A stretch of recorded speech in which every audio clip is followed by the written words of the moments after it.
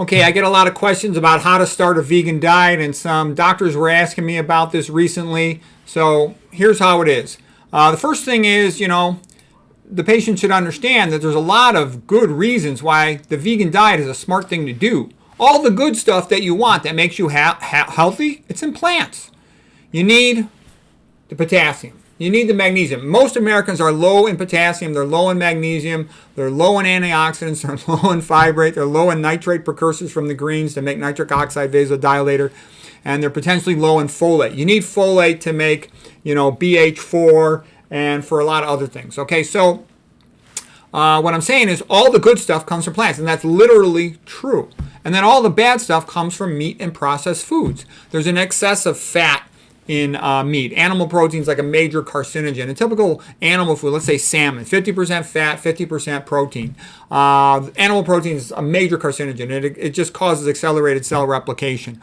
Okay, what else? There's no carbohydrate in animal foods other than, a little bit in milk from the lactose, for example. Animal foods, like I said, very high in fat, very high in animal protein, and they often have bioaccumulated at the top of the feed chain, pesticides and herbicides. They often feed them, if they come from a feedlot, all these estrogenic chemicals to fatten them up quickly. The processed food, they've taken out almost all the fiber. There's no fiber in meat, by the way, none. It tends to be preserved with sodium, often flavored with lots of sodium. So meat and processed food tend to be associated with a very high sodium diet. That contributes to hypertension, as does the excessive fat. So all the stuff you don't want, and then all these toxic chemicals in processed food, that's where they come from. And also, plant food, if it's processed, I recommend only eat plant foods that have a single ingredient, whole foods. Okay, when there's more than one ingredient, they can put stuff in there and not tell you. Okay, so anyways, there's good reason to eat the plant-based diet. In addition, there's other reasons besides just the general nutrition of it. If you look at it, a billion out of a billion rice eaters, can't be wrong. They're all skinny, okay? White rice has only 1% of calories from fat. The lower the percentage of calories from fat, the skinnier you will get. So a lot of people want to go low-fat vegan to lose weight. And by the way, that's what I'm talking about. I'm talking about a low-fat vegan diet with whole foods. Okay, the healthiest diet in the world is low-fat vegan, low-sodium vegan with whole foods. And foods only have one ingredient. No oils, no artificial sweeteners. All the artificial sweeteners are toxic. All oils are liquid fat, and they're toxic. No high-fat foods either. No avocados, nuts, or soy. Okay, that's the healthiest diet in the world. And then other things are, what does it do in terms of health? Well, it optimizes body weight, prevents hypertension. Hypertension and diabetes are the gateway diseases, and obesity to coronary artery disease, atherosclerosis, plugging up arteries all over the body, making you stupid and demented. It also prevents leaky gut because of all the fiber and avoiding these processed foods with all the toxic chemicals. Prevents constipation, again, all the fiber. Prevents dementia, dramatically lowers the risk of dementia because you get good blood flow. It thins your blood in a positive way. It lowers the risk of cancer dramatically. Okay, I would say commit yourself. If you're kind of like a typical wimpy person, commit yourself to just 1 month. If you're a strong person, commit yourself to 2 months. If you're taking any pills for like hypertension, you gotta let your doctor, your healthcare provider know, because you're gonna have to lower your dosages. You don't want to keep those same dosages while you're eating this diet because you'll drop your pressure too low. Same thing with diabetes, especially if you're taking insulin. You got to let your healthcare provider know to titrate down your dosages. Otherwise, you'll be over-treating yourself and you drop your sugar too low, be hypoglycemic. You probably won't even need diabetes medication if you haven't had it for that many years once you go low-fat vegan. Same thing with hypertension. Most hypertensive who go low-fat vegan, they don't ever need to take a hypertensive pill again. Okay, the more chronic you've had it, if you had it for decades and decades, multiple pills, you're less likely to get off all of them. But a lot of people do. If you're taking anticoagulants like Coumadin, for which a plant-based diet can interfere, let your doctor know. Work at titrating your dose or switching to a different substitute medication. Okay, take a standing picture of yourself, a nice selfie, full length, bikini picture or bathing suit picture, whatever.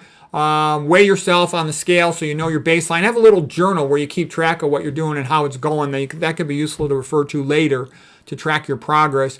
Check your resting pulse, check your blood pressure, just check your total cholesterol. That's a reasonable thing to do at this point.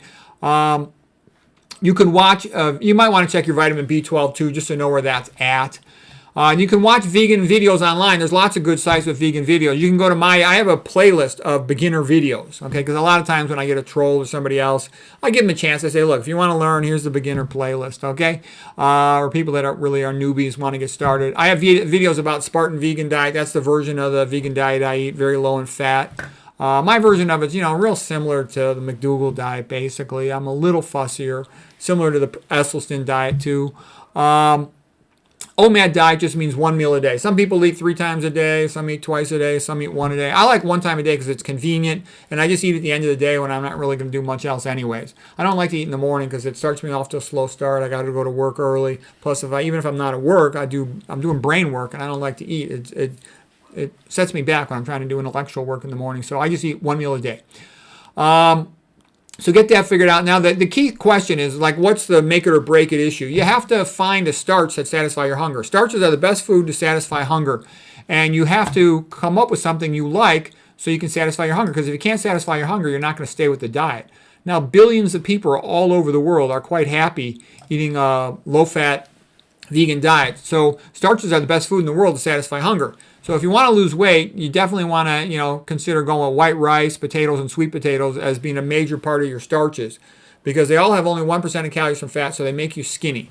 And they also are good for lowering blood pressure and reversing insulin resistance, okay? There's plenty of other good starches as well. Lentils are probably the lowest in fat of the beans, at only 3% of calories from beans. Black beans are about 4% fat. Garbanzos are about 13% fat. I would not recommend soy. I think soy is a bad food in general, but in particular, it's also very high fat, like 37 to 40% of the calories from fat. Oatmeal is a little bit fatter. I don't know, in the ballpark of like 15% fat. Quinoa is something similar. Organic corn, I forget the exact number, but I don't think it's too high. The only thing is it has to be organic. I don't like the non-organic corn. Organic grains, some of the good organic grains are good, like millet. Some people have issues with gluten and all that stuff, but people all over the world have eaten grains for years, so you'll have to work that one out, but that's one of the decent grains. Okay, starches in general, they're cheap. They can store at room temperature for a long time, so they're very convenient. It's okay to put a little bit of sugar or salt on the food, sprinkled on the outside. You don't want to mix it in there with cooking.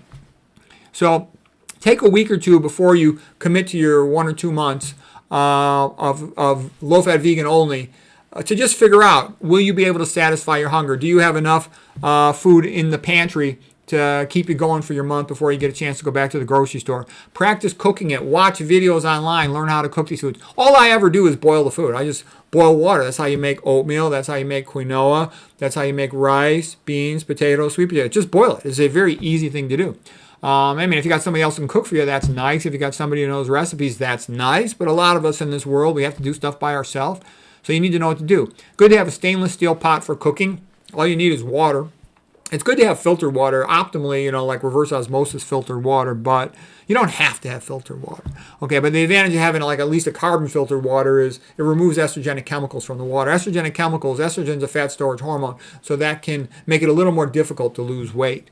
So make sure you got your starches loaded with your pantry loaded with the starches you're going to eat. And I would recommend try to get the animal food out of the house, the junk food out of the house, the processed food out of the house, just because, you're more likely to eat it if it's there. Okay? Figure out what fruits you like. Fruits are relatively expensive. They don't tend to store as well unless they're for as long amount of time, unless they're frozen. But, good to have some fruits, okay? So again, this is what you want to do that first week or two of planning. So you've got a strategy to figure it out. Okay, figure out what salads or vegetables you like. Some type of greens every day is good, whichever one you want. It can just be a salad. It could be kale. It could be broccoli, whatever you want. Cauliflower is okay too.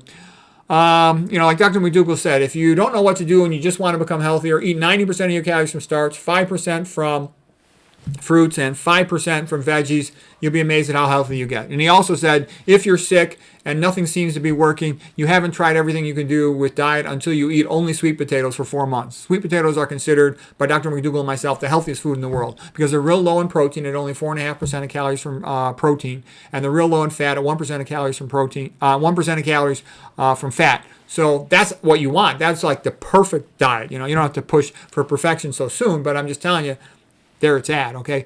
In separate videos, I talk about how much protein you need. Bottom line, Next to none. It's impossible to be too low in protein. How much fat do you need? Bottom line, next to none. It's impossible to be too low in fat.